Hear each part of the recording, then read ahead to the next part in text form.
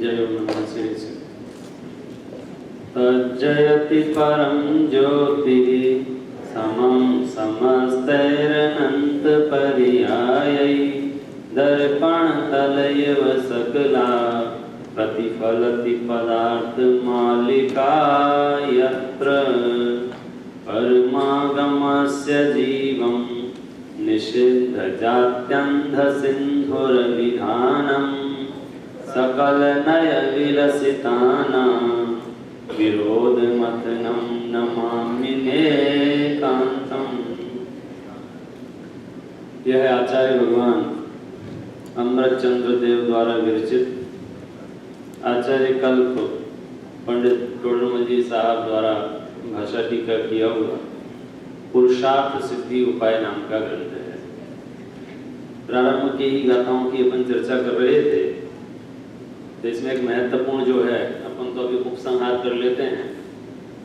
इसमें महत्वपूर्ण जो बात कही, एक तो आचार्य अमृतचंद्र देव परीक्षा प्रधानी आचार्य हैं, ये उनके मंगलाचरण से ही बात समझ में आ गई। क्यों? क्योंकि प्रश्न नंबर शुरुआत नहीं अभी बताएंगे, पेज बताया नहीं। जब हमने मंगलाचरण किया तो हमने ये नहीं कहा कि मैं भगवान महावीर को नमस्कार करता हूँ, कि भगवान आदिनाथ को नमस्कार करता हूँ, किसी का नाम नहीं लिया, लक्षण बताए। लक्षण बताने का फायदा ये हुआ है कि अब तुमको बार बार पूछने की जरूरत नहीं है ये कौन है, ये कौन है, ये कौन है, किसको नमस्कार करूं, किसको नहीं करूं। बोले आप लक्षण देख लेना। तो क्या लक्षण बताया था कि मैं उस परम ज्योति को नमस्कार करता हूं। कौन सी परम ज्योति? जिसमें तीनों लोक के अनंतानंत पदार्थ प्रत्यक्ष दिख रहे हैं, जानने में आ रहे हैं, उस परम ज्योति को नमस्कार करता हूं। मैंने इष्ट देव के स्मरण रूप मंगलाचरण में लक्षणों से याद किया। भगवान जाने भ्रांतियां कहां से और कैसे पैदा हो जाती हैं। जिनागम के तो पग पग पर एक ही सिद्धांत है, एक ही सिद्धांत है, आप कहीं भी उठा के देखेंगे। फिर उन्होंने जिनवाणी को याद किया, तो जिनवाणी को याद करने का भी तरीका उन्होंने वही अपनाया कि जो परमागम का प्राणभूत है, परमागमस्य जीवम, परमागम का जो प्राणभूत है, ऐसे अनेकांत को मैं नमस्कार करता हूँ, क्योंकि वह जन्मांध लोगों द्वारा किए गए हस्ती विधान का निषेध करने वाला है। जन्मांध लोगों द्वारा किए गए हस्ती विधान का निषेध करने वाला है, मतलब वो जो एकांत खड़े हुए थे कि हाथी तो कैसा है, रस्सी जैसा, हाथी तो कैसा है, खम्मे जैसा, हाथी तो कैसा है, उन सबका विरोध मथन कर देने में समर्थ उस अनेकांत को स्मरण किया। और फिर अपन पहुंच गए थे गाथा नंबर 20।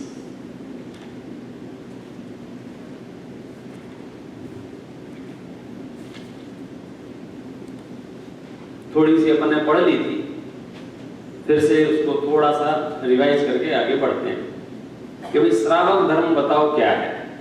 तो श्रावक धर्म सुनिए। एवं सम्यक दर्शन बोध चरित्र त्रयात्मको नित्यं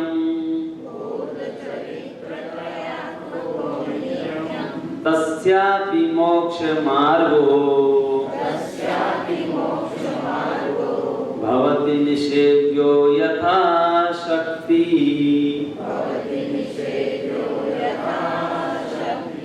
इस प्रकार से आप ये समझ लो कि सम्यक दर्शन ज्ञान चारित्रमय मोक्ष मार्ग है, उसका ही सेवन अपनी शक्ति के अनुसार श्रावक करता है। तो एक तो ये क्लियर हो गया कि समस्त मोक्ष मार्गियों के लिए मोक्ष का मार्ग एक है, यानी मुनियों के लिए भी वही मार्ग है और श्रावकों के लिए भी वही मार्ग है। मुनराज तो सम्यक दर्शन ज्ञान चारित्राणि मोक्ष मार्ग, सम्यक दर्शन ज्ञान चारित्र का सेवन करने से पार होंगे, और श्रावक उपवास करने से, व्रत करने से। देखो ना कि उसी धर्म का सेवन श्रावकों को करना होगा। किस धर्म का सेवन?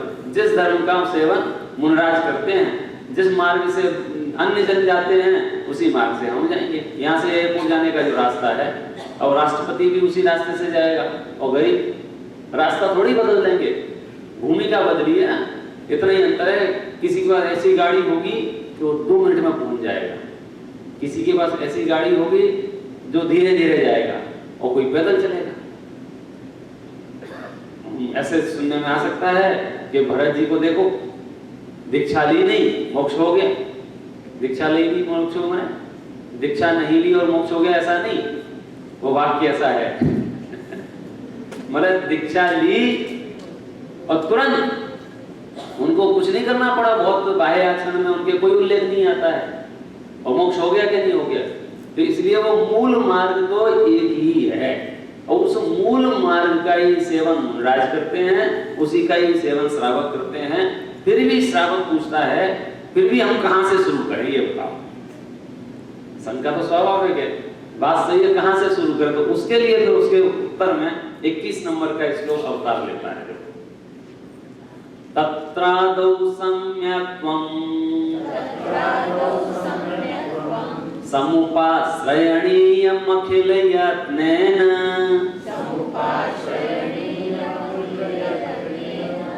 तस्मिन् सत्येव यतो भवति ज्ञानं चरित्रं च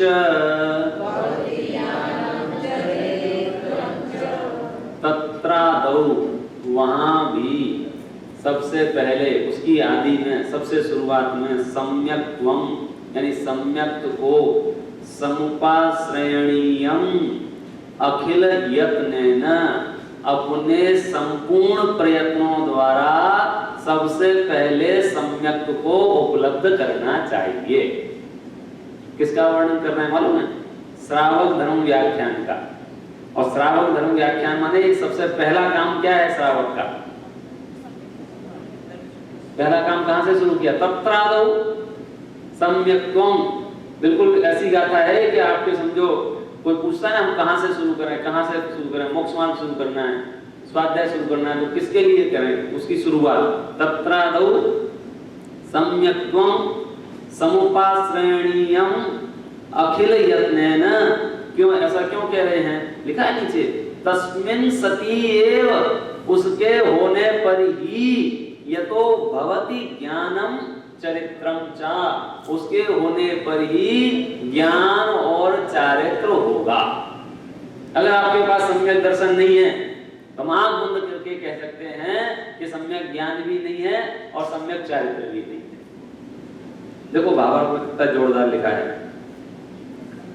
इन तीनों में टीका, इन तीनों में प्रथम ही समस्त उपायों से जिस प्रकार भी बन सके उस प्रकार सम्यक दर्शन अंगीकार करना चाहिए। ये समस्त उपायों में फिर आचार्य अमृतचंद्र देव के अलग अलग हैं। समय सार में जिसको कहा ना, अयि कथमपि मृत्वा तत्व को तू हलीसन, कैसे भी करके इसके प्राप्त होने पर अवश्य ही मोक्ष पद प्राप्त होता है, और इसके बिना सर्वथा मोक्ष नहीं होता है। कारण होता है ना अनेक प्रकार के, कुछ कारण ऐसे होते हैं जिनके होने पर कार्य होता भी है और नहीं भी होता है, और कुछ कारण ऐसे होते हैं जिनके नहीं होने पर भी कार्य हो जाता है। ये कारण कैसा है? ये होगा तो कार्य होगा और नहीं होगा तो कार्य नहीं होगा। अब उस सम्यक दर्शन का ठिकाना नहीं हो और बाकी की पूरी मेहनत में पानी फिरने वाला है कि नहीं फिरने वाला है। देखो, यह स्वरूप की प्राप्ति का अद्वितीय कारण है, अतः इसके अंगीकार में किंचित मात्र भी प्रमाद नहीं करना। देखो वो बात उन्होंने अमृतचंद्राचार्य की वो बात टोडरमल जी साहब ने याद कर ली। मृत्यु का वर्ण करके भी इसे प्राप्त करने का प्रयत्न करना चाहिए। ये मृत्यु का वर्ण करके माने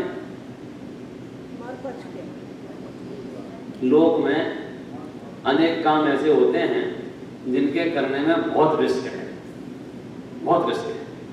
सब वहां चले जाओ, फलाने जंगल में सोना गड़ा हुआ है और इतनी इतनी है, सब वहां जाने में तो जान का खतरा है।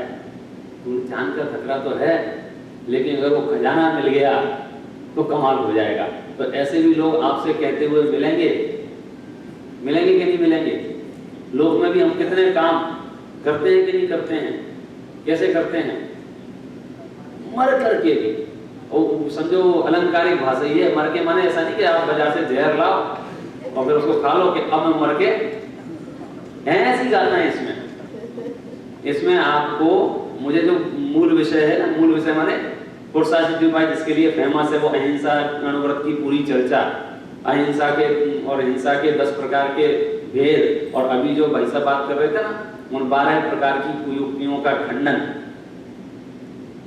कहो तो जब मार के वहां जा सकते हैं सुनना हो तो, लेकिन इस अधिकार को छोड़कर वो अधिकार पढ़ाने का मन नहीं करता है, क्योंकि ये बार बार याद करेंगे इस बात को। यदि आपके पास सम्यक तो नहीं है और फिर आप ज्ञान और चारित्र का क्या करोगे? काम आएगा कि नहीं आएगा? क्या लिखते हैं? किंचित मात्र भी प्रमाद नहीं करना, मृत्यु का वर्ण करके भी इसे प्राप्त करना, बहुत कहां तक कहें। इस जीव के भला होने का उपाय एक सम्यक दर्शन समान अन्य कोई नहीं, इसलिए इसे अवश्य अंगीकार करना। इसे ही प्रथम अंगीकार करने का कारण क्या है वह बताते हैं। यतः तस्मिन् सति एव ज्ञानम चरित्रम च भवति, उस सम्यक दर्शन के होने पर ही सम्यक ज्ञान और सम्यक चारित्र होता है, उसके बिना नहीं होगा। इसलिए सबसे पहले मार्ग एक ही है, सम्यक दर्शन, सम्यक ज्ञान और सम्यक चारित्र। इन तीनों में सबसे पहले क्या करना चाहिए? सबसे पहले तत्रादौ सम्यक, कि सबसे पहले सम्यक को प्रकट करना चाहिए। भावार्थ, सम्यक तो बिना 11 अंग तक पढ़ ले तो भी अज्ञानी ही कहा जाता है। महाव्रतों का साधन करके अंतिम ग्रैवक तक के बंध योग विशुद्ध परिणाम करे तो भी वह असंयमी ही कहलाता है। अब इनके जो रहस्य हैं, हम जो ऊपर से देखते हैं ना, ऊपर से, तो कभी कभी तो कितनी मेहनत कर रहा है, कितनी मेहनत कर रहा है। एक आदमी एक नाव में बैठा था, उस नाव में छेद हो गया, वो पानी भरने लग गया, तो उसने समझ गया अगर पानी भर गया तो नाव गारंटी से डूबेगी, तो क्या करना चाहिए कि पानी को बाहर निकालना चाहिए। तो उसने मग्गा बाल्टी जो भी साधन से सुबह से पानी निकालना बाहर किया और दिन भर पानी निकाला उसने। 2 दिन से पानी निकाल रहा है, पूरे गांव में तहलका मच गया कि उसका जैसा पुरुषार्थी इस दुनिया में कोई नहीं है। कुछ भी खाए बिना 2 दिन से वो सिर्फ और सिर्फ पानी निकाले जा रहा है, जिसको निर्जरा कहते हैं। तपसा निर्जरा लिखा है सूत्र में, तप करो निर्जरा हो जाएगी। 1 दिन 2 दिन महीने भर से वो पानी निकाल रहा है, अब उसकी नाव बच जाएगी कि डूबेगी? भोजन नहीं किया उसने, आहार नहीं लिया, मांसोपवासी है ये, महीने भर से निकले नहीं है, एक ही काम कर रहे हैं, पानी बाहर निकालना, पानी बाहर निकालना, पानी बाहर निकालना, पानी बाहर निकालना है। अरे ये क्या होता है? दिन भर से लगा बेचारा, पसीना छूट गया उसके, खाना नहीं खाया उसने, पानी नहीं पिया, तो मूर्ख से मूर्ख व्यक्ति की बात समझ में आ रही है ना। भाई साहब कितना ही उसकी प्रशंसा क्यों नहीं करो, कितनी तारीफ आप क्यों नहीं करो, भले ही उसके श्रम को देखकर जगत जन राह पे चलने वाले मन ही मन में प्रशंसा करके चले आ रहे हो। तुम्हारा जैसा मेहनती मैंने कहीं नहीं देखा, और उस पर समझो जो जिसकी रुचि वाला जी वो उसकी तारीफ करते हुए उसके मूल में जाओ। मुद्दा ये है कि उसकी नाव बचेगी कि डूबेगी। कितनी मेहनत करने के बावजूद भी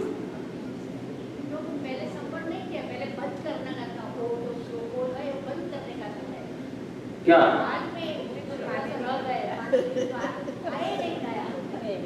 व्रत किए, उपवास किए, संयम किए कहां? पढ़ो मूल में क्या लिख रहे हैं। सम्यक तो बिना 11 अंक तक पढ़ ले तो भी अज्ञानी कहा जाता है। महाव्रतों का साधन करके अंतिम ग्रेवक तक के बंध योग विशुद्ध परिणाम करे बढ़िया से बढ़िया टॉप क्लास के परिणाम भी उसके क्यों ना हो, तो भी वह क्या कहलाएगा? संयमी कहलाएगा कि नहीं कहलाएगा? संयमी दिख सकता है, कहला नहीं सकता है। तथा सम्यक्त्व जितना, सम्यक स्वहित जितना भी जानपना होवे, उन सभी का नाम सम्यक ज्ञान, और जो थोड़ा भी त्याग रूप प्रवर्तन करे उसे सम्यक चारित्र कहा जाता है। इसलिए ये कलश जो है ना, अपना 21 नंबर का श्लोक, तत्रादौ सम्यक्त्वम समुपाश्रयणीयम अखिलयत नैना, इसलिए जब भी नींद से उठो और ऐसा लगे मुझे धर्म करना है, मुझे धर्म करना है, मुझे धर्म करना है, तो क्या करना चाहिए? अरे मैं कहता हूं खुल्लम खुल्ला, आप किसी धर्मगुरु के पास भी जाओ, कदाचित चलो चलो धर्मगुरु आए हैं, तो उनसे भी मांगना तो क्या मांगना? विनम्र होकर कहना महाराज साहब सम्यक दर्शन दे दो। यदि होगा तो मिल जाएगा, और वो यदि कहें कि सम्यक दर्शन बाद में ले लेना, तुम थोड़े दूसरे काम कर लो, तो उनसे कहना नहीं, ये तो मैंने अमृतचंद्राचार्य से गांठ चोटी में गांठ बांध के आया हूं, तत्रादौ सम्यक्त्वम, मुझे पहले सम्यक दर्शन चाहिए। है ताकत? हम क्यों कंफ्यूज हो जाते हैं, हम क्यों भ्रमित हो जाते हैं? लोग पूछते हैं मेरे से, यार इतने वक्ता हो गए हैं हिंदुस्तान में, विदेशों में भी, यहाँ भी खूब आते जाते हैं, किसके सुने किसके नहीं सुने? पहले हम बता तुमको चाहिए क्या? भाई तुमको जो चीज चाहिए उसके साथ हम दुकान बता देते हैं। तुम्हारे पास पैसा ज्यादा है और खर्च नहीं हो रहा है, तो हम उनके नाम बता देते हैं जो लूट के ले जाएंगे। तुम्हारे पास पैसा बहुत है, तुम्हें कोई भट्टे के भाव नहीं पूछता है, हम उनके नाम बता देते हैं, बहुत तारीफ करेंगे, पूरा प्रवचन तुम्हारी तारीफ में ही निकल जाएगा। तुम तो ये बताओ तुम्हें चाहिए क्या? कोई चिंता हो, सम्यक दर्शन चाहिए, तो अब जितने भी धर्मगुरु तुमसे टकराए हैं, तो विनम्र होकर मुझसे एक ही चीज मांगना, क्योंकि अमृतचंद्राचार्य ने लिखा है ना, तत्रादौ, पढ़ोगा था, तत्रादौ सम्यक्त्वम समुपाश्रयणीयम अखिलयत्नेन।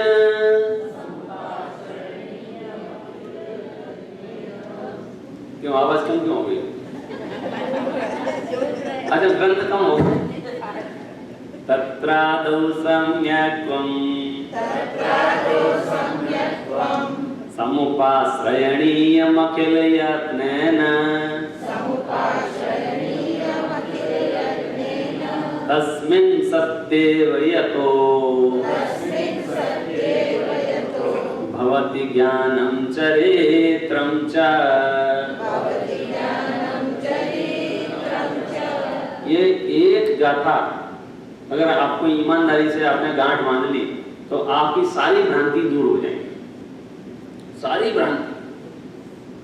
लेकिन ध्यान रखना कौन सी, कि जो हमने शुरुआत में बात की थी ना, आपसे 3 दिन से एक बात कह रहे थे कि लक्षण अगर छोड़ दिए तो फिर आप वस्तु को नहीं पहचान पाओगे। ये देव है किस लिए? इसका नाम देव है इसलिए कि इसमें देवत्व के लक्षण हैं, इसलिए ये गुरु है। क्यों? इसका नाम गुरु है इसलिए कि इसमें लक्षण हैं गुरु के।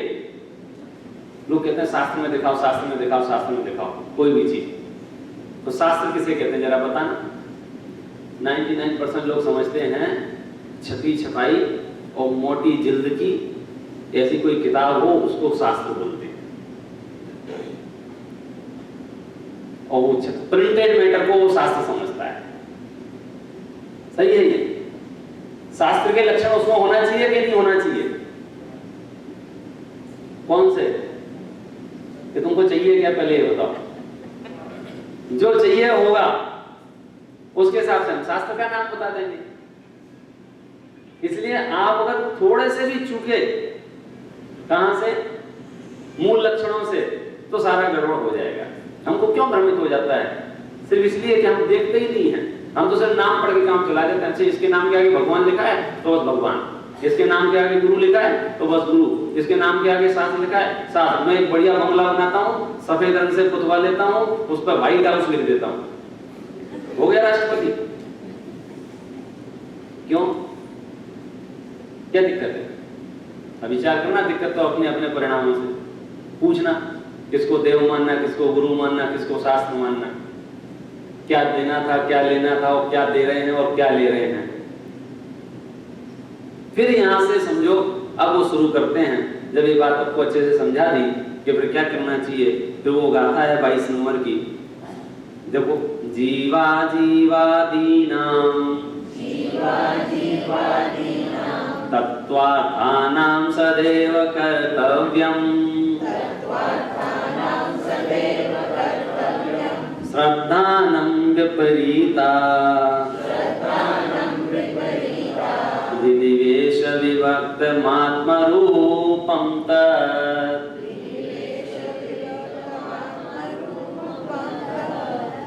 क्या उस सम्यक दर्शन को प्राप्त करने के लिए क्या करना चाहिए? पहले तो हमको क्या चाहिए? सम्यक दर्शन। अब उस सम्यक दर्शन के लिए क्या चाहिए? कि तत्वार्थों का श्रद्धान, कौन से तत्वार्थों का? कि वो जो जीवा जीवादि नाम, सात तत्व संबंधी भूल चल रही थी ना, निकल गई के हैं क्या निकल गई? ये सब निकली गई। तो क्या करना चाहिए? कुछ नहीं, सदैव कर्तव्यम, सदैव कर्तव्यम। सदैव कर्तव्य का अर्थ क्या है? कि पुनः पुनः पुनः पुनः पुनः पुनः, जब तक निर्णय नहीं हो जाए तब तक वो उसका विचार करता रहता है, उसका विचार करता रहता, चलता रहता है। किसका विचार करता रहता है? जीवा जीवादीनाम तत्वार्थानाम, इन तत्वार्थों का विचार करता रहता है, चिंतन करता रहता है। सच बात यह है कि परीक्षा करता रहता है, निर्णय करता रहता है। जिस क्षण निर्णय हो जाता है उस क्षण उसका काम हो जाता है। हमको परीक्षा करने में बड़ा कंटाला आता है, विचार करने में कंटाला आता है, सोचने में कंटाला आता है, आलस आता है। हमको विचार नहीं करना है, हमको डायरेक्ट अभेद आत्मा की अनुभूति चाहिए। आज हमने ध्यान से पढ़ा वो समय सार विधान, तो उसमें लिखा था अखंड आत्मा को अब हम खंड खंड समझा रहे हैं। अब क्यों? ये हमको तो अखंड आत्मा चाहिए थी ना, तो ये खंड खंड करके क्यों समझा रहे हैं? कि करें क्या? तुमको अभेद आत्मा एक सामान्य का चिंतन बहुत काल तक रहता नहीं है, तो हम विशेष से बता रहे हैं आपको। और लोक में हम बहुत होशियार हैं, इतने चतुर हैं, इतने चतुर हैं कि अभेद की अनुभूति के लिए एक एक चीज के कितने भेद करके जानते हैं। आप मकान खरीदने जाते हो, क्या खरीदने? मकान। तो फिर मकान देखने जाते हो तो सामने वाला क्या दिखाता है आपको? उसने कमरा खोल के दिखाया। अब आप उससे कहो मैं कमरा देखने थोड़ी आया हूं, मुझे तो अभेद मकान चाहिए, कमरा नहीं देखना है। फिर आप किचन दिखाता है वो आपको, फिर आपको वो छत पे ले जाता है, फिर वो आपको बालकनी दिखाता है। बोला आपको क्या चाहिए था? बालकनी चाहिए थी कि मकान चाहिए था? कमरा चाहिए था कि मकान चाहिए था? छत चाहिए थी कि मकान चाहिए था? दीवारें चाहिए थी कि मकान चाहिए था? क्या चाहिए था आपको? आनंद किसमें है? बालकनी में कि पूरे मकान में? मकान बालकनी जितना है, फिर बालकनी क्यों देख रहे हो? क्रम ही ऐसा है। अधिक क्या कहें कि जब आपने 2 घंटे खराब करके उसको खंड खंड खंड खंड खंड खंड खंड खंड देख रहे थे ना, तो देखते देखते देखते देखते हमको काल क्षण भी याद नहीं है, किस काल क्षण में ये अनुभूति जागृत हो गई, यार मकान बढ़िया है, हाथ से नहीं जाना चाहिए। जान रहे थे भेद भेद भेद भेद भेद भेद भेद भेद, और अनुभूति किसकी हो गई? इसको क्या लगता है कि यदि मैंने भेद में गया तो मैं तो फंस जाऊंगा, इसलिए पढ़ना नहीं, बांचना नहीं, सुनना नहीं, समझना है। क्योंकि मैं पढ़ूंगा, सुनूंगा, समझूंगा, बांचूंगा तो मैं तो अपने उपयोग को भटकाना ना। और बढ़िया सस्ता सा एक शब्द मिल गया है शास्त्रों का, ये क्या? ये क्षेत्र क्या है? बोले इससे क्या होता है? क्या होता है इससे? अरे यही जाके केवल ज्ञान में मिलता है। और क्या होता है? बढ़ते बढ़ते बढ़ते बढ़ते बढ़ते इसी क्षयोसम ज्ञान के आधार से सम्यक दर्शन होगा। अब विवक्षाएं नहीं समझे तो आदमी परेशान रहता है, उसको ऐसा लगता है कि वो बोर हो जाता है। ज्ञान को दर्शन के 47 शक्तियों का वर्णन किया, तो उसे क्या हुआ कि ईमानदारी से कोई 47 शक्तियों और रूप से एक एक शक्ति को पढ़ता जाए, उसको ध्यान से उपयोग में लेता जाए, एक एक भेद को एक एक एक एक एक एक, तो उसको कालखंड भी याद ना रहे कि किस, और ऐसा वैभवमान वो आत्मा है। होता है कि नहीं होता है? एक कमरा देखा, अरे ये मकान अच्छा नहीं है, क्यों? पूरे अभेद कहां? ऐसे ही है। इसलिए वो बलवान, इसलिए जो कहना सदैव कर्तव्यम, हमेशा एक ही काम करते रहना। कौन सा?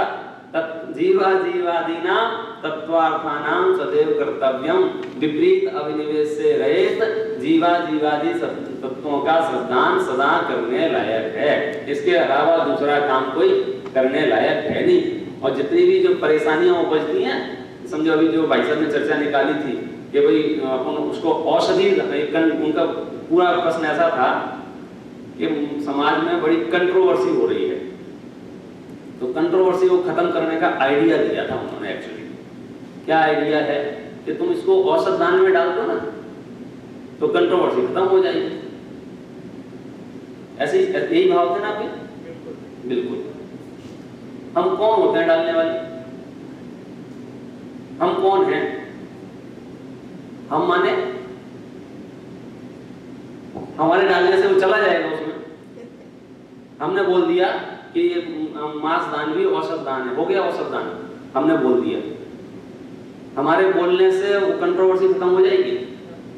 कि बात तो तर्क युक्ति की चल रही है ना, तर्क युक्ति की, कि युक्ति से तो विचार करो ना कि वो जा सकती है कि नहीं जा सकती है।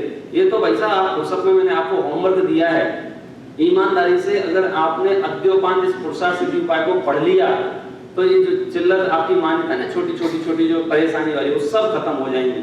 इसमें जो अंत यहाँ से चालू हुआ ना, सम्यक दर्शन के बाद सम्यक ज्ञान अधिकार है, और उसके बाद सम्यक चारित्र अधिकार है।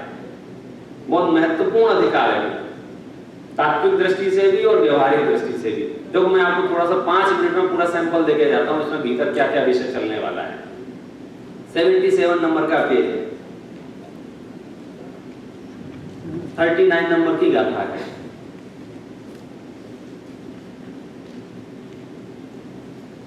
अब मैं बार बार पाठ करूंगा और बताऊंगा, समय ज्यादा लगता है, एकदम एक्सप्रेस में बैठ के चलते हैं, ठीक है। तो सबसे पहले चारित्र का लक्षण बताया, चरणान्योग का ग्रंथ है तो लक्षण भी चरणान्योग वाले ही बताएंगे, ठीक है। क्या लक्षण बताया? चारित्रम भवति यतः समस्त सावधि योग परिहरणात् सकल कषाय विमुक्तम विशदम उदासीनम आत्म रूपम तत्। ये निश्चय व्यवहार की संधि वाला लक्षण चारित्र का बनाया। एक पद इसमें है सकल समस्त सावध योग परिहरणात्, समस्त पापों के त्याग रूप। दूसरा इसका है सकल कषाय विमुक्तम, समस्त कषायों से रहित, उदासीनम विशदम, और सबसे महत्वपूर्ण आत्म रूपम तत्, वह स्वयं का परिणाम। ये लक्षण का इन्होंने बनाया चारित्र का। फिर उस चारित्र के 2 भेद किए। कौन कौन से 2 भेद किए? 40 नंबर की गाथा में, हिंसा से, असत्य भाषण से, चोरी से, कुशील से, परिग्रह से, सर्वदेश और एक देश त्याग से, वह चारित्र 2 प्रकार का है। कौन कौन से 2 प्रकार का हो गया? एक सर्वदेश और एक देश। फिर अगली गाथा में प्रश्न उठाया कि इनके स्वामी कौन हैं, तो फिर बताया कि सर्वदेश के स्वामी तो समयसार भूत महामुनिराज हैं, और एक देश के स्वामी श्रावक हैं। तो इससे एक, इन गाथाओं से एक न्याय तो ये निकल गया कि जो एक हवा चलती है, कौन सी, कि श्रावकों के पास चारित्र होता है कि नहीं होता है। तो आपको मूल श्लोकों में, मूल गाथाओं में मिल जाएगा, श्रावकों के पास चारित्र होता है, क्योंकि श्रावक उस एक देश चारित्र का स्वामी है। फिर उन्होंने यहाँ से व्याख्यान चालू किया अहिंसाणु व्रत का, और इसी की वो प्रसिद्ध गाथा है जो डॉक्टर साहब के छोटे दादा के अहिंसा वाले प्रवचन में उद्धृत की जाती है। अप्रादुर्भाव खलु रागादीनां भवत्ते हिंसेति। देखो मैं आपको याद दिलाऊं, 44 नंबर की गाथा।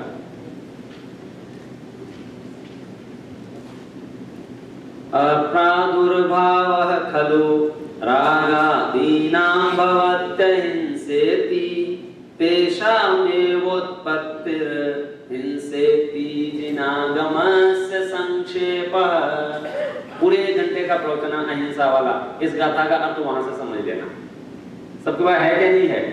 नहीं हो तो जाना वाली वेबसाइट है, उसको ऑनलाइन है, वहां से डाउनलोड कर लेना। इस गाथा का पूरा खुलासा उसमें हो जाएगा।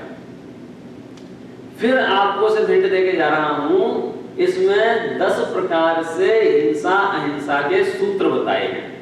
कैसे सूत्र है पता है? सुनने में बड़े छोटे लगेंगे। एक हिंसा ऐसी होती है, हिंसा होगी और हिंसा का फल नहीं भोगना पड़ेगा, और एक हिंसा ऐसी है कि हिंसा नहीं होगी, हिंसा का फल भोगना पड़ेगा। देखो आपको, आप बताओगे पेज नंबर, मैं बताऊं।